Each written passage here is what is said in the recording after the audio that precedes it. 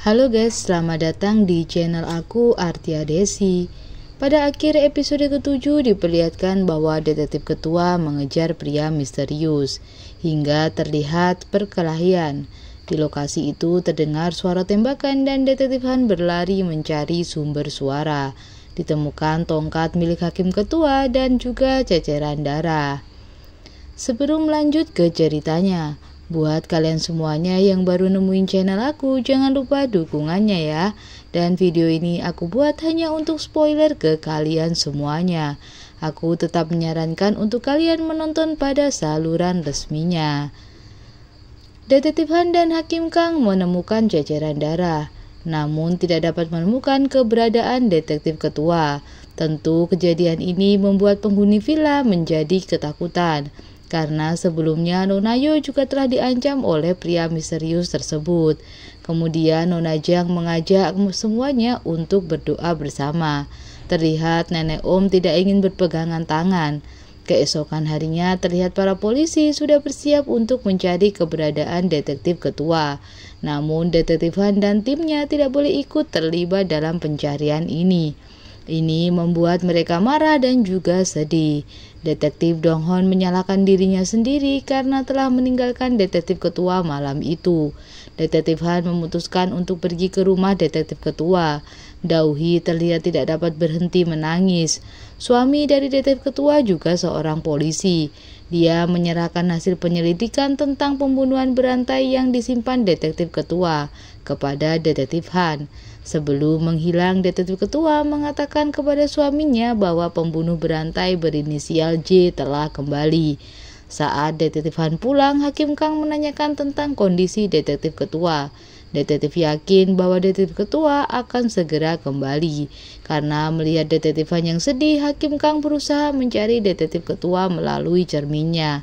Namun dia mengurungkan niatnya karena detektif Han yakin jika detektif ketua akan kembali. Tiba-tiba detektif Han memberikan pesan kepada Hakim Kang. Dia mengajak Hakim Kang pergi ke tempat Pak Won, teman dari Pak Park.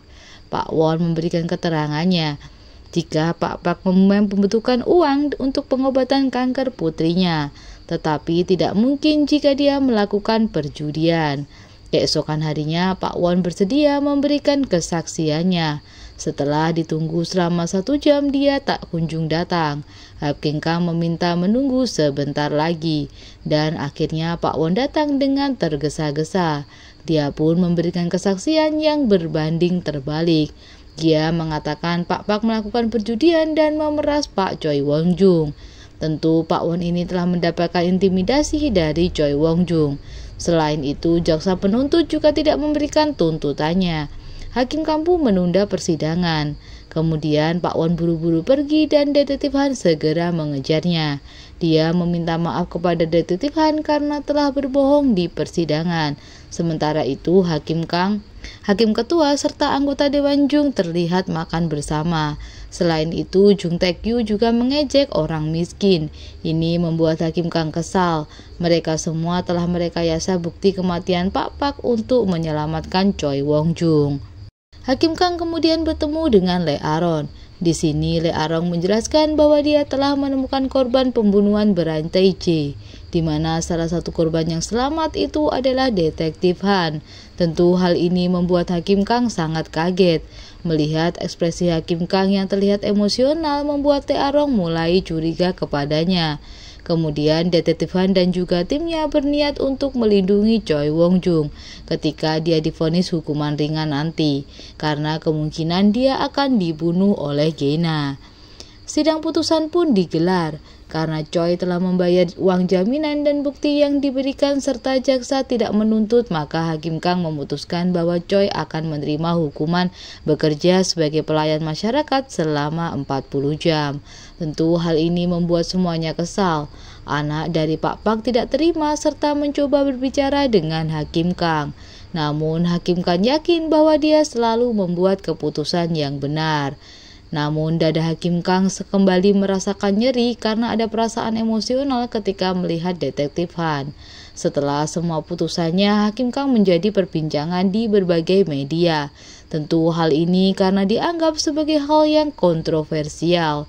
tapi dia sudah melakukan tugasnya dan dia mencoba untuk menghentikan semua telepon yang masuk. Dia sudah tidak ingin menanggapi banyak kritikan dari masyarakat.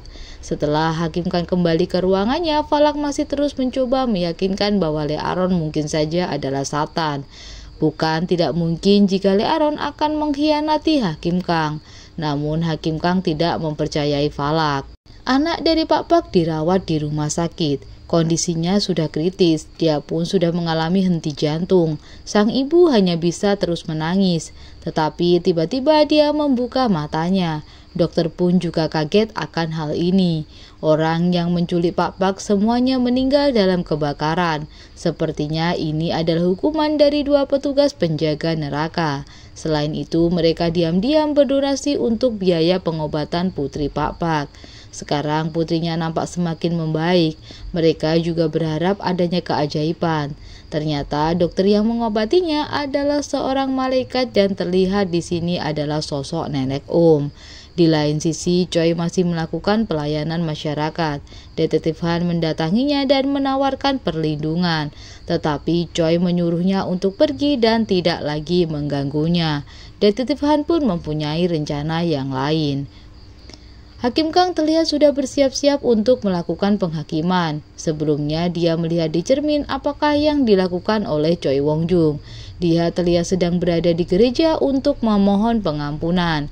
Hakim Kang kemudian melepon Lee Aaron untuk memulai misinya. Choi menerima telepon dari seorang anak kecil. Dia diminta datang ke sebuah taman bermain. Jika tidak datang, dia akan membuka seluruh bukti kejahatan yang dilakukan oleh Choi. Di luar gedung, nampak detektif melakukan pengawasan terhadap Choi. Di saat sebuah mobil keluar, mereka pun mengikutinya. Ternyata Choi menaiki mobil yang berbeda. Hakim Kang sudah bersiap untuk menuju ke lokasi. Namun tiba-tiba detektif Han mengajaknya untuk berbicara. Ternyata dia ingin Hakim Kang menghentikan semuanya. Namun Hakim Kang menyinggung tentang pembunuhan berantai J yang telah menewaskan keluarga detektif Han. Namun detektif Han ingin mengadili mereka secara hukum. Hakim Kang mengatakan semua bukti itu telah kedaluarsa. Detektif Han tetap menolak penghakiman J karena dia adalah seorang polisi. Di saat Hakim Kang akan pergi, tiba-tiba detektif Han memeluknya. Hakim Kang segera melepaskannya dan akhirnya meninggalkan detektif Han. Choi Wong Jung terlihat telah tiba di taman bermain. Dia bertemu dengan seorang badut. Ternyata dari belakang Lee Aaron sudah bersiap membiusnya. Setelah tidak sadarkan diri, Choi Wong Jung akhirnya diikat di sebuah kursi.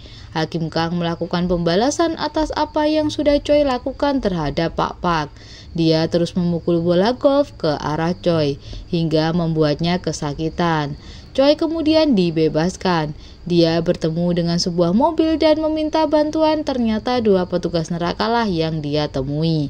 Choi kemudian ada di sebuah hutan tempat di mana Pak Pak dibunuh. Choi kemudian dimasukkan ke dalam sebuah peti. Tak lama kemudian dia berada lagi di sebuah taman bermain. Hakim Kang sudah menunggunya. Dia menoleh ke belakang dan melihat Hakim Kang. Tentu ini membuat Choi sangat terkejut. Karena Hakim Kang adalah hakim yang mengadilinya. Choi marah kepada Hakim Kang, tapi tidak ada gunanya karena Hakim Kang akan melakukan pembalasan atas apa yang dilakukan Choi Wong Jung terhadap Pak Pak. Tak lama kemudian muncullah 2 singa neraka dan mengejar Choi Wong Jung. Dia sangat ketakutan hingga bersembunyi di dalam loket. Namun 2 singa tersebut menyerangnya.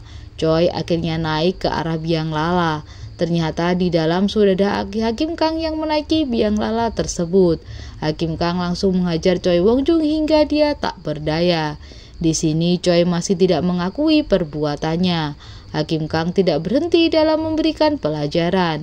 Choi berusaha kabur namun Hakim Kang terus menyerangnya. Hingga akhirnya dia mengaku bahwa dialah yang membunuh Pak Pak. Dan memerintahkan beberapa orang untuk melakukannya. Hakim Kang pun bersiap untuk mengirim Choi ke neraka. Setelah menusuknya dengan senjatanya, lalu Hakim Kang memberikan stempel Gena. Pintu neraka pun terbuka dan arwah Choi masuk ke dalamnya. Penghakiman pun telah selesai. Hakim Kang membawa tubuh Choi keluar dari biang lala. Namun siapa sangka Detektif Han telah merekam semuanya menggunakan HP-nya.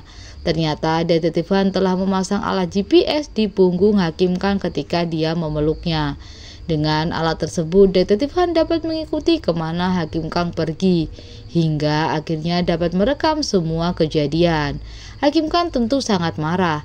Tiba-tiba Detektif Han menyiramkan bubuk belerang ke arah Hakim Kang.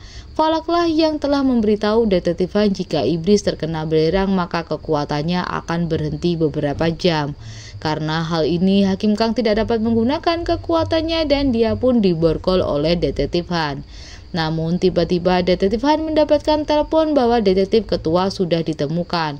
Detektif Han pun meninggalkan Hakim Kang dengan memborgol tangannya di besi pada biang lala. Detektif Han tiba di lokasi tempat detektif ketua ditemukan. Detektif Han tidak dapat mempercayai yang dia lihat, di mana detektif ketua ditemukan dalam keadaan tidak bernyawa. Detektif Han kemudian melihat tangan detektif ketua yang terlihat berlumuran darah. Tentu rasa sesak di dada Detektif Han, dia tidak bisa menahan kesedihannya. Di lokasi penemuan juga ditemukan inisial J, sama seperti inisial ketika keluarga Detektif Han ditemukan dibunuh. Kemudian kita diperlihatkan kembali pada tahun 99. Ternyata saat itu detektif ketua dan suaminya yang pertama kali datang ke lokasi kejadian di rumah Detektif Han. Mereka menemukan daun kecil bersembunyi di kamarnya. Detektif ketua menahan daun untuk keluar dari kamarnya dan berusaha untuk menghiburnya. Daun kecil berharap keluarganya masih hidup, tapi detektif ketua tidak dapat menahan kesedihannya.